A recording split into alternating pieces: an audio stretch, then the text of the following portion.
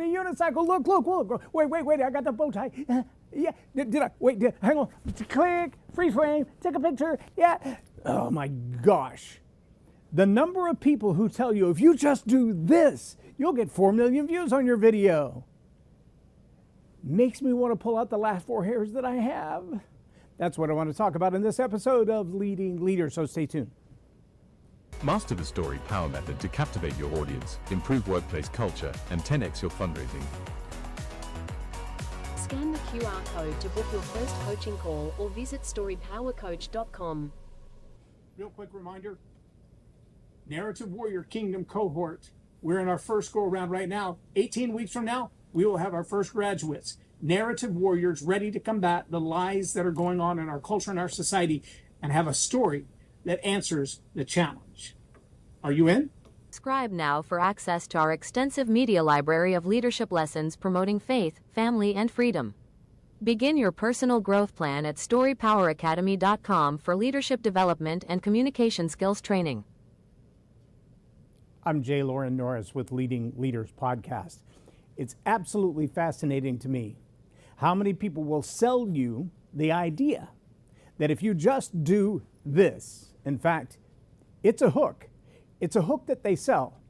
There's just one thing standing between you and whatever they throw on the other side of it. And what they'll tell you is that one thing could make you millions. That one thing will change the way you do business. That one thing will get you the date, get you the girl, get you the bank, get you the investments, get you the followers. Just one thing. Just change that one thing. That's what they'll tell you. And the challenge is sometimes what they're selling you is, well, you know, your last video got 40 views. But if you'll do this one thing, it'll go from 40 to 4 million.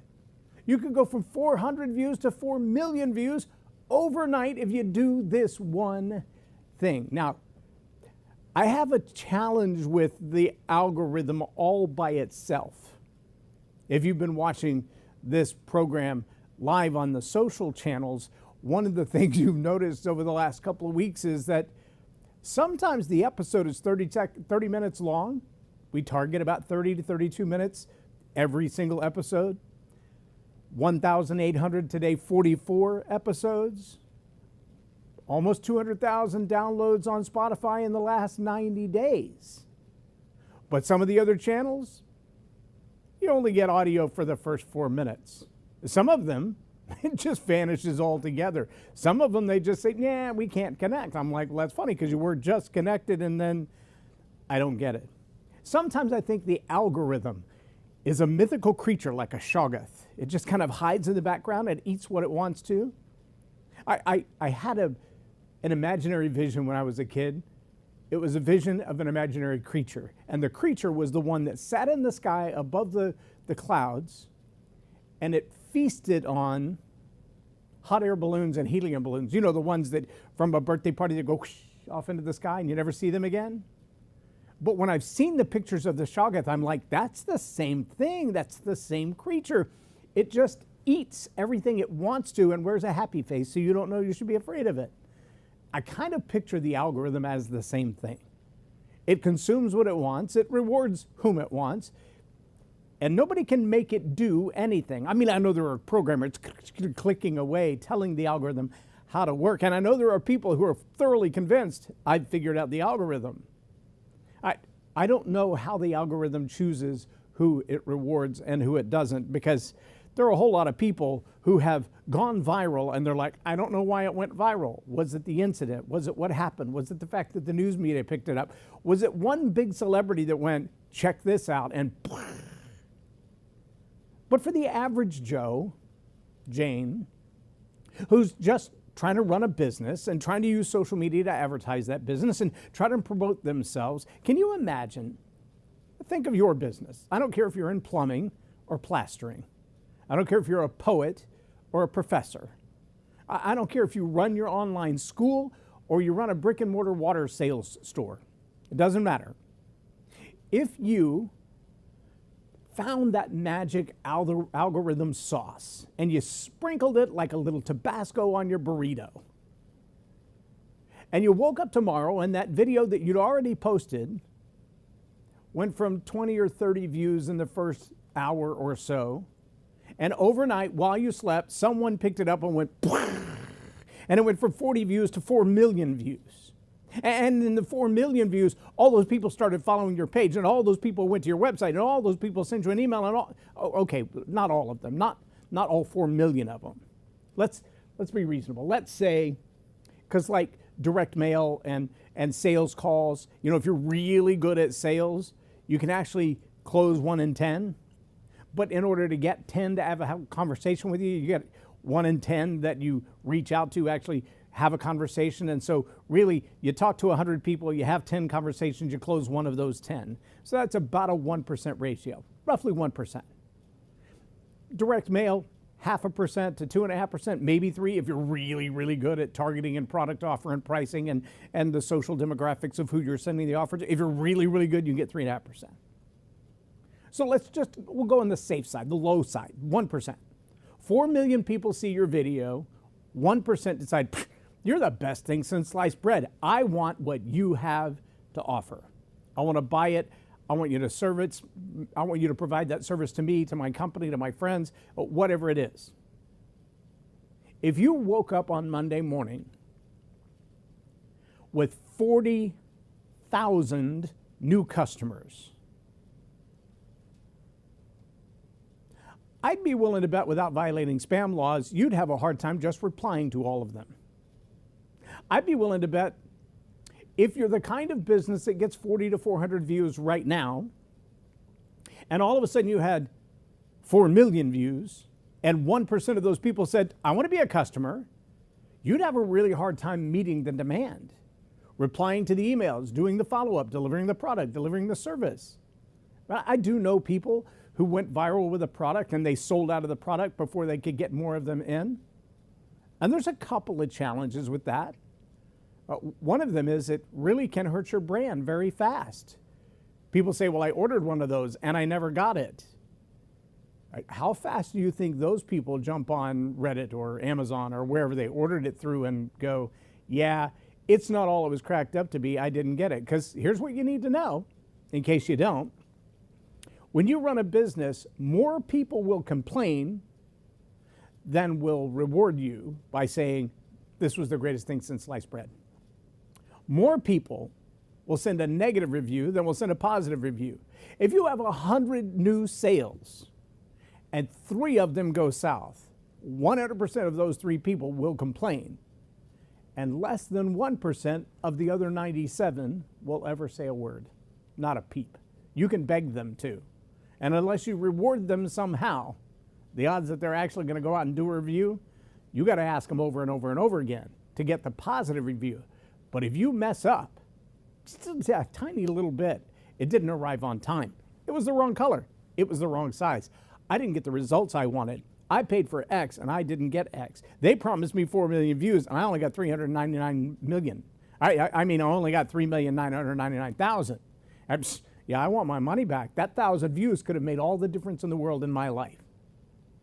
Now, I'm giving you best case, worst case scenario, all rolled in one. If you got 4 million views and you got 1% sell through, could you service 40,000 people?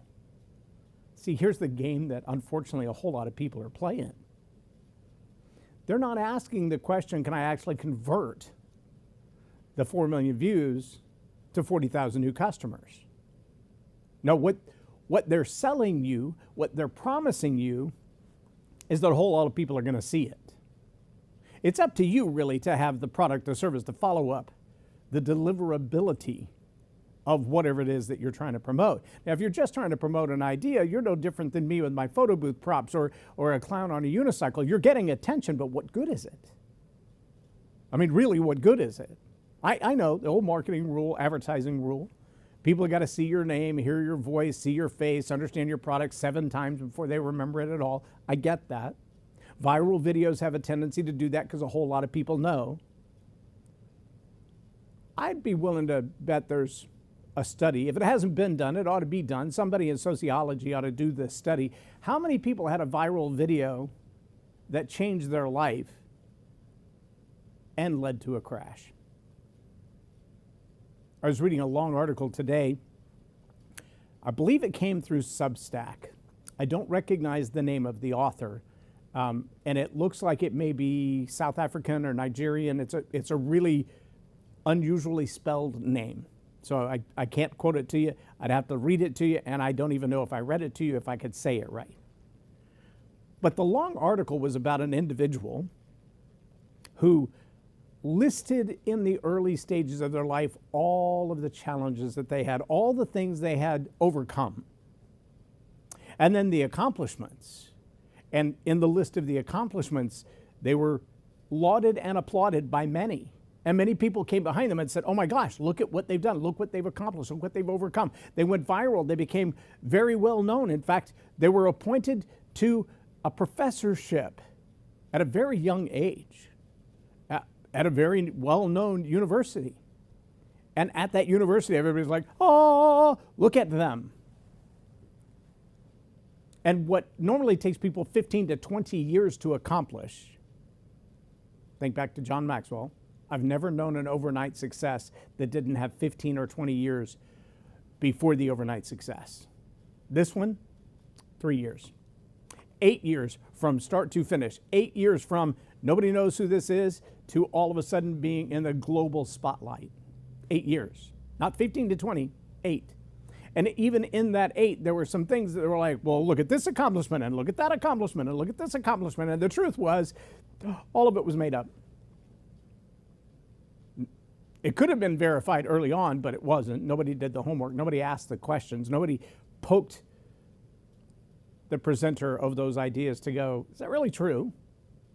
And when someone did, they were called bad words. And when someone said, well, but you claim to have, and there's no evidence of, and why would you say that if not? And the reply was, I thought you just believed me. I didn't feel like it mattered if I lied. Oh, so what you're saying is the hook doesn't have to deliver on the promise. I just have to get your attention long enough to rise to the top. Unfortunately, this exposure to the truth after all the lies that it took to get to the top led to this individual making a quick exit. And I don't mean stage right. I mean, apparently left life by choice because the pressure of the exposure was too much. Now, what if you woke up tomorrow and your video had 4 million views? Let me ask you this. Have you engineered the quality of what you've put out on social media and other platforms? Have you engineered that with enough intentionality, enough conviction, enough authenticity, originality, that somebody's not going to look at it and go, wait, but you lied about it. I mean, you got our attention and we're ready to buy and we want to do business with you, but you're not really who you say you are. You're not really capable of what you say you're capable of. Can you even deliver on the promise? I can tell you, I could point to their names, but I won't. A handful of clients who have been through Story Power Academy, the Story Power Method, Attitude Hack, Lead the Narrative. They've been through these courses. They've been in my sphere and said to me, I've paid well over 6 figures to different coaches who made a whole lot of promises to get me from point A to point B. And none of them got me there, and all of them took my money, but most of them just wanted to make me a clone of them. And that was their evidence of success. That's not what I get here. I get pushed to be a better me. You're bringing out the best in me, and for 1/10 of the price. And my first thought is, well, thank you. I'm grateful that you acknowledge that the work you're doing at Story Power Academy is actually changing your life and it's making you a better you, because that's my end game. But thank you also for pointing out the fact that I undercharge by 90%. Maybe I should reconsider that. Not yet. Soon, but not yet. I can tell you this, though. There are a whole lot of people out there that'll make the promise. They'll get the hook. Maybe you've seen some of those videos where the hook is, just watch this. Just watch what I'm going to do. This is going to be the greatest prank ever. And for 12, 15, 30 seconds, this is going to be the greatest prank ever. Watch what I'm going to do this. And what they're setting you up to see seems like a very fascinating thing. And if you're bored enough, crazy enough, enthralled enough, engaged enough, you might stay around for a minute or two. And about the 2-minute mark, you realize they're still hyping what has not yet happened. And at some point, that TikTok attention span kicks in, and you're like, I think I need to make a cup of coffee or something. There's got to be a butterfly to chase or a bug to squash. Anything would better occupy my time than sitting here staring at the screen with this guy or girl hoping, hyping, pointing, promising, and then never delivering. Well, there's a formula to that. And that formula has been promised and sold and guaranteed to get a whole lot of views. Maybe it's the way you move the camera. Maybe it's how many quick cuts you have within a 30-second time span. Maybe it's the lights. Maybe it's the audio. Maybe it's the wah wah and the buzzers and the horns and the. I know people do all of these, in my opinion, gimmicks to get people to watch and stay on their videos. And I think to myself, if that's what got their attention, what do you offer on the back end to keep it?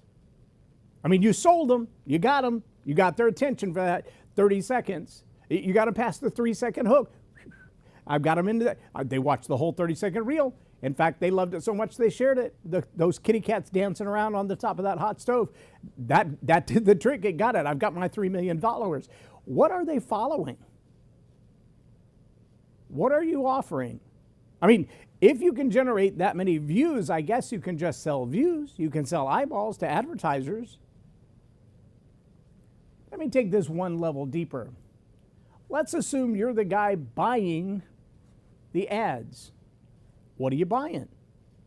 Well, in theory, you're buying access to the ideal customer. And so that you tell them, this is my avatar. This is exactly who I want to make see my videos. I want them to know what my products and services are, because I believe if they are aware of me 7 times, they hear my name, they know what I offer, they hear the promise, they know that's what they want. If I can just get in front of them 7 times, I can close them.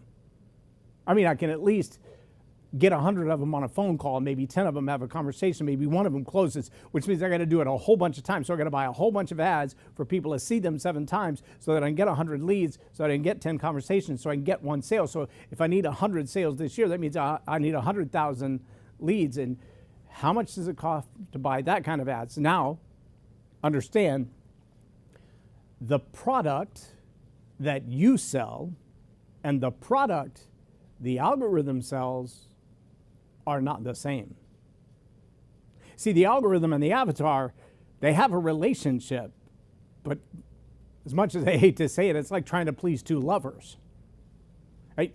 It's really hard to please both of them, because what it takes to get the algorithm to acknowledge you, to push you viral, is get attention, make people stay on your ads, and don't cause them to leave the platform.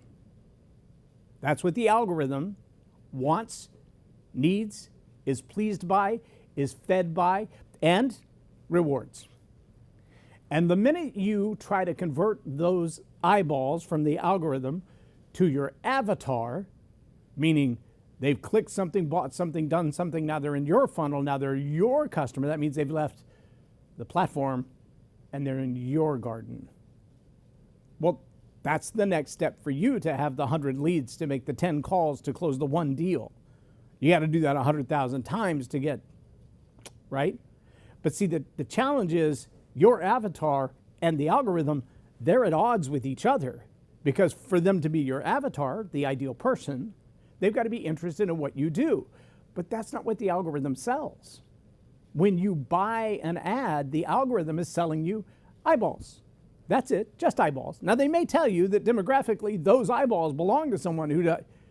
But if those eyeballs got into the algorithm, the ad sale, the ad spend buy relationship, they did so because they were watching a video. That's how the algorithm works. Someone creates a video that causes you to watch it. You get hooked into that video. You watch it. Your eyeballs become the ad observer. And now the ad buyer is trying to get your attention while you're watching cats dance on a hot stove. What's the correlation between the product or service you offer and cats on a hot stove? Well, what are the videos that show up in your algorithm? What are the ads that interrupt those videos? Is there a direct relationship between the videos you like to watch, the ones you save, the ones you share, the ones you send to your friends? Is there a direct relationship between those and the things that you're intentionally shopping for? That's when the algorithm is genuinely at its best. And yet still your ad, your podcast, your video, your offer has to play within the walled garden of the platform, or the platform is going to be like, well, you keep telling people to leave the platform so they can get what you offer. Well, I can't convert you to a customer if I don't. You can't just be a customer watching videos, can you? I mean, what are you paying for watching videos of cats on a hot stove? Nothing. Well, then who's getting paid for that? The algorithm is paying the cat video creator to produce longevity, eyeballs, on the site. The longer you watch these stitched together reels of people failing in the water, people running over somebody else's petunias with their lawnmower, cars crashing, police videos, whatever it is that keeps your attention for long periods of time, that's what the algorithm is selling. If there's no correlation between the product or service that you offer and what the algorithm is selling, then the ad you're buying is just about eyeballs. Could you buy ads in a video that has 4 million views? Absolutely. Is there a relationship between what you sell and those 4 million eyeballs? Who knows? I guess the next question is, how intentional can you be in a 30-second ad, whether it's about cats or fishing, whether it's about poster boards or pumpernickel? If that 30-second ad is very well crafted, the more space you buy to expose it, the more likely you'll convert people. They might actually leave the interruption that you've created in their cat watching and actually click on the learn more button, or the send it now, or sign me up, or I want to buy it, or take me out of this platform to another place so I can fill out a form so I can, right? So there's a sequence to that. And every step diminishes their intent. Law of diminishing intent. I was watching cats, this thing popped up, it seemed fascinating, but now I got to open this link, fill out this form, send them the information, wait for the response, blah, blah, blah, blah. Where's my cats? Where's my cat video? I was just trying to pass some time watching cats, and now all of a sudden I'm filling out forms. I don't even like to do that for the post office or the IRS, but here I am filling out forms for an absolute stranger because they interrupted my cat video. You see where there's a disconnect there? Now, my opinion, and one of the reasons that we have a full studio here. In this studio, we produce a lot of content. In this studio, we produce a lot of content, not just for social media. It's live right now. It seems like, wow, all of the platforms are still running it live today. That's pretty impressive. It hasn't done that in a week or so. But we also produce this content for television networks. That's why we produce it at the level that we do. It's not a cell phone on a stick. I'm not walking around in the countryside trying to be cool or holding up props or making funny noises. That's not what I do, except when I want to mock it and get attention. But in the studio, we also have some very deep, sincere conversations where I'll sit right here in a chair and I'll pull up a chair for a guest, and sometimes we'll talk for 30 minutes, sometimes for 2.5 hours about sincere products and services, about things that they have to offer and how they impact the world. And when we do that,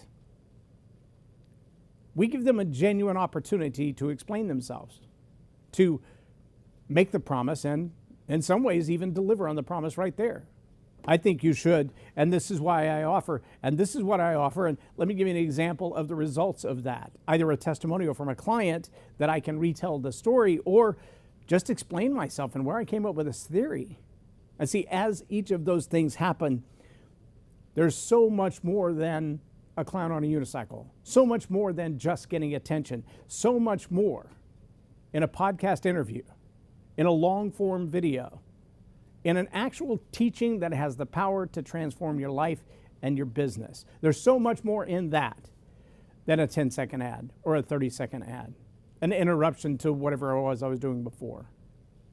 Way back in the day, I know some of you don't even know what Yellow Pages are. You've never seen them except maybe to prop up the leg of a chair. But back in the day, I used to sell Yellow Pages advertising, and one of the things that I loved about the directory form of advertising is that nobody picked up the Yellow Pages because they were bored and needed something to read. Nobody picked up the Yellow Pages and went A to Z. If they needed a plumber, they didn't start in toothbrushes. They went straight to the P's. They sorted alphabetically. They found the PL, the PLU, the PLUM. Now they're in the plumber category. And in the plumber category, they can decide, well, do they do water heaters or do they don't? Can they service my septic tank or can they not? Can they do water extraction and cleanup after a burst pipe? Or is that outside their wheelhouse? And within the content of an ad that you can visually see on a page and a phone number that would say, you want help? Call now. These guys have all the qualifications. They've got these big, beautiful pictures. They've got a full page ad. The truth of the matter was, in the plumbing category in almost any phone book in Dallas-Fort Worth area, almost any one of those books, and there were like 12. By the time you got to the plumbing category and you found the double truck, that's 2 full-page ads side by side, or the full-page ad, usually within 5 to 6 ads, the buyer has made a decision. So if you're the 7th ad, you're out of here. They don't even see you. If you're listed alphabetically and your name is Zimmerman, they don't find you at all unless they know your name. That's a dilemma.